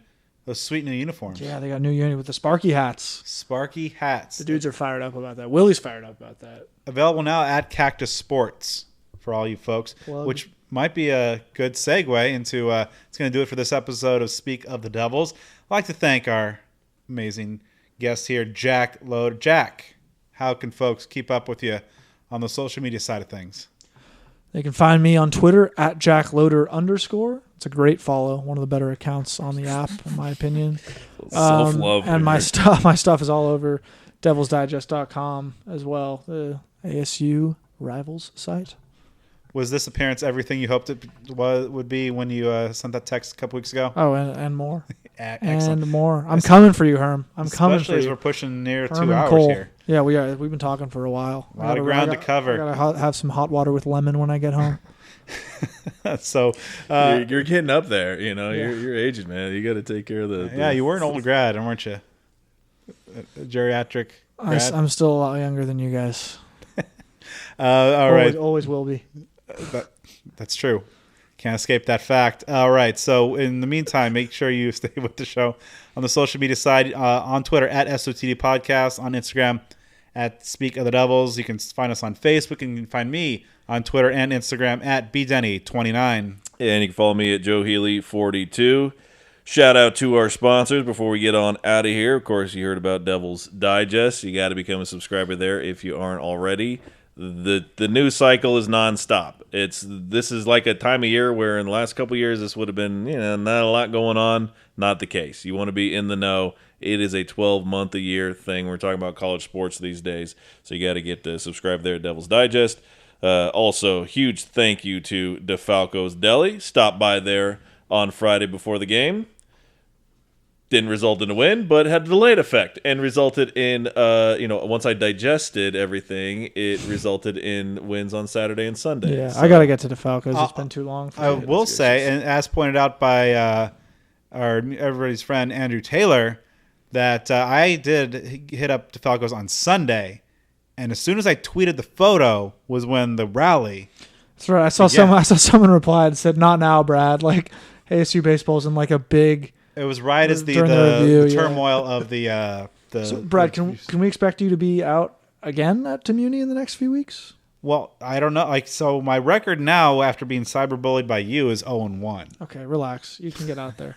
I want to see you for the Friday night Stanford game. I mean, on Cinco de Mayo, no less. On Cinco de Mayo, he doesn't want to get. Bring a date. He doesn't want to get. He doesn't want to get to the level of. I'm not gonna call it harassment, but it's exactly that I enjoy anytime I decide to go to a road football game. I get text messages from numbers that I don't have saved. So you have a bad juju when you don't know about this? I've heard about it. Basically, every time you go to a road game. Yeah, it's like a real thing. It started off kind of fun, comical. Oh yeah, I haven't seen a win in a while. And then when I was at the UCLA game in 2019, that was straight up got a couple texts from numbers that I don't have. They're like, "You need to get the hell out of there. You need to stop going to games." Like, okay, dude. It's like I'm not on the field. Anyhow, DeFalco's is great, and you should go eat there every day. What should I get? Because I'm not a huge prosciutto guy. So the Il Purista, I kind of. I don't know. What should I get besides that though? Because I know how amazing that is, and its praises get sung to the rooftop. What I'm going to recommend is good no matter when. But it's hot sandwiches, so now we're getting hot wet. Like I'm a big, hot sandwich, hot weather guy. Okay. But the cheesesteak is outstanding. Right. The little makeshift thing that I've had of the beef and sausage with cheese, they do a good peppers, straight and up onions. Italian, right? What's up? They do probably do a good straight up Italian. So that'd be the max, like sandwich? Yeah. Maximus, yeah. If you want to get like an Italian type of sub that isn't necessarily the prosciutto, because that would be the That has that's what's prosciutto on, in it, yeah. though. Yeah. But yeah, Maximus is killer. Pasta's awesome. I mean, you really can't go wrong. So So what's whatever- weird is like I've been there probably literally hundreds of times over the years by now, and I've never had the pizza, but people rave about the pizza and the calzones. I got a Centurion Calzone. I got the Centurion calzone. Not like within the last year. It was one of those trips where I intentionally forced myself to get something that I've never gotten before, and that was awesome. The pizza I've only actually had once or twice. I got it I remember during the lockdown they had like a pizza and wine deal. You know, it was like for $20 or $25. Like it was actually a pretty good deal for like a bottle of wine and like a 2-topping pizza. So you can't miss. So whatever stands out and seems like it's going to hit the mark, you cannot miss. All right. So get there. Cactus Sports, talked about them. You want to get the sweet new lid that AC is going to be rocking here very, very soon. You can get that there. Many other Arizona State materials. So check out Cactus Sports. Also, why don't you go buy a vehicle? Jack, why don't you go buy a new car? I need a new car. Boys. Go to Jones Auto Group. Treat yourself as a graduation gift. Yeah. Contact our guy, Parker Jones at Jones Auto Group. Scrounge around for some change. You know, they'll treat you like family. So go ahead and do that. Jack, let's put that on the record that you're going to go ahead and you're going to get that taken care of at Jones Auto I'll Group. put out a tweet, and if it gets 50 likes, then you got to buy a car from Parker Jones Auto Group. Shut up, Brad. Turnabout's fair play, dude. And then also, of Buy course, a car. huge thank yous to the Spaghetti Shack and Sun Devil family charities, all these businesses and entities. We hope that you support them because they have supported us for many, many years. And that is the list of the incredible sponsors that help us out each and every episode. So once you're done supporting them, make sure you drop us a 5-star review on the podcast platform of your choice. Make sure if you're on Apple, drop us there. We're almost to 200 reviews there. That'd be great. That'd be a nice little milestone to hit here. I have all my burners that I usually do the reviews on. We'll make some more. Okay. Dial up. Get some more device. You know, when you get a new car from Jones Auto Group, you can Lack Joder. Black Joder, yeah. That's Giants, Warriors, Niners, 127-938. There you go. Boom. So give us a 5-star review, and Joe and I will be back soon. Obviously, maybe we'll get Jack back here a little bit as baseball hitting down the home stretch and heading towards Omaha.